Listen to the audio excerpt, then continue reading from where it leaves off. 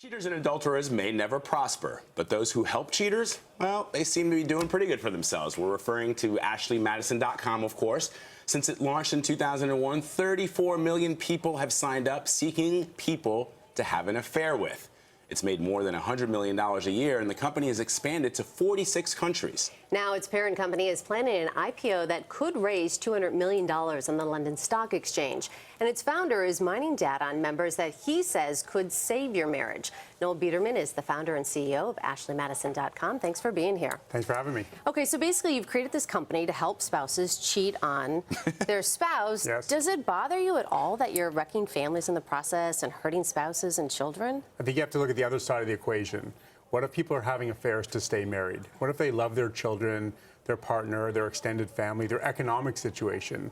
They're just struggling with one element, which is monogamy. So what if they don't want to leave, but want to break with monogamy? I think people unfortunately stray long before we created Ashley Madison. And so there's a lot of shooting the messenger, but we're just, fulfilling a void that exists in the marketplace. But does it bother you on a moral level? It does not. You can't convince anyone to have an affair. You just can't. I don't have that power of persuasion. And no, are your parents happily married? They are, yes. And what do they think of this? The joke I like to say is I used to be an attorney, so my mom's finally proud of the work that I do. But in all honesty, it was a difficult discussion with my wife, at the time, with my family and everybody, and I had to say to them, I want to leave this career path and start a new one. I want to help people all over the world cheat, and people thought I was crazy. But I really saw that the market was underserviced. The amount of infidelity in society is way more prevalent than we realize. And so I knew I could build a business on it. I never realized it would be this big. I really genuinely didn't, but it has become that big. Well, since you mentioned your wife, you say that a new baby in the family is a prime time for spouses to cheat. You have kids. Is that what you did to your wife? Have you ever cheated? It's not about me saying, first of all, right? I think what's really interesting, again, is as an outcropping of the creation of Ashley Madison is the collection of the big data that we have. 35,000 people a day sign up to Ashley Madison. They self-publish what brought them here at the genesis of their affair. If you look at any research prior to the creation of this kind of service by any anthropologist or sociologist, they would tell you, we studied 70 people looking to have affairs. We studied people after the fact. It was very raw data. And so we're really telling you, this is what happens. And so it's not a 7-year itch. Yes, men look to stray 3 to 4 years into a marriage. It coincides very directly with that first child on the scene. But have you ever cheated on your wife? Not so far. So far, so good. And so why did you get married? Do you believe in marriage? I do. Listen, I think that, if you were defending a criminal, you don't have to be a criminal yourself. You don't have to be divorced to be a divorce attorney. I just happen to understand my constituency, which are people who are looking to stray. And so I myself am trying to navigate a monogamous marriage. The difference between me and everybody else is I have the roadmap. I actually know when people fall into different traps of it. For example, my wife just turned 40, not to out her on national TV. She's going to be happy about that. but I knew that 39-year-old women stray 8 times as often to sometimes 10 times as often as their 38-year-old counterparts. So what's going on there? It's a bit of a midlife crisis. They're taking a look at where they are in their lives, their careers, with their friends, and with their spouses, and deciding to do something different. And so conscious of that, I brought home flowers a bit more often. I turned the other cheek when there's some, strenuous conversations because I was aware. Most people are just oblivious to these facts. No, let me ask you, let's move away from the morality and the emotional issues right now and talk about some numbers. So who cheats more, men or women? It's men. There's a lot of biology in play in that. I think women are catching up. Our bet as a company was on the female infidelity curve. So I think men and their cathartic sexual needs have always been catered to in terms of so-called massage parlors and strip clubs and even escort agencies. There was no equation like that for the women of the world. And as women were entering the workplace and earning on par to men and those kinds of things, they were starting to change their behavior pattern. And so our bet was on female infidelity. But as you look around the globe, we have hundreds of thousands of men over the age of 65 using Ashley Madison. I don't have a female demographic of that age.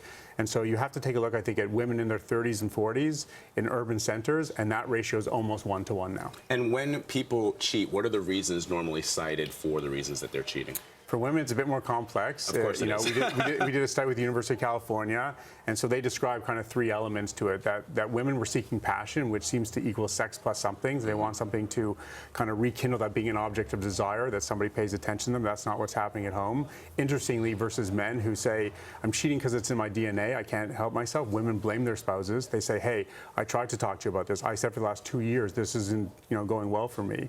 And so kind of that finger pointing And really, sadly, I think the third element that came up in this study was that women in their 30s who are having affairs believe that their sexual drive is atypical. They're still wanting to be sexually active in their 30s means that there's something wrong with them. And I think that's a really unhealthy part of society. So you had to cancel an IPO a few years ago because investors partly got cold feet. You're going to try it again. Why do you think this time will be different?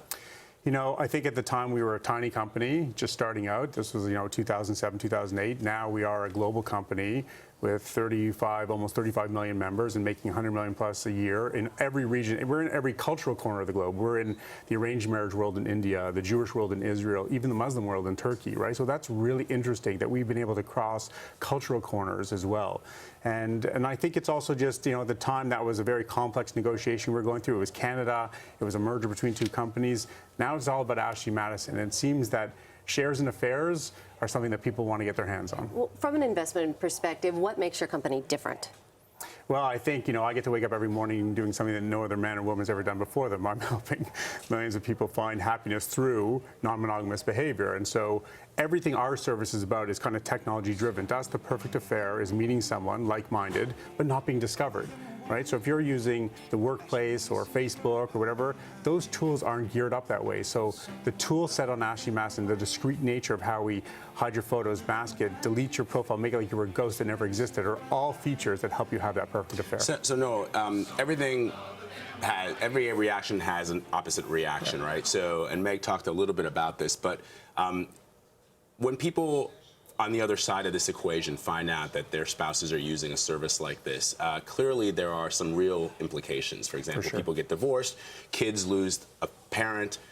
Do you think about that at all? And I know that you say people do this anyway and you're just facilitating it, but to be a part of that, I mean, you say you're comfortable right now because you're young and you're making good money and you're probably going to make a lot of money with this IPO, but do you look at maybe yourself from 20 years from now or 30 years from now and think to yourself, man, I might have wrecked a lot of marriages. There's a lot of kids out there who are unhappy with the facilitation of the breakup of my family? No, it's a great question, but I think you have to look at it again from the other side of the equation. We do know one thing, that divorce in society has a huge societal cost to children.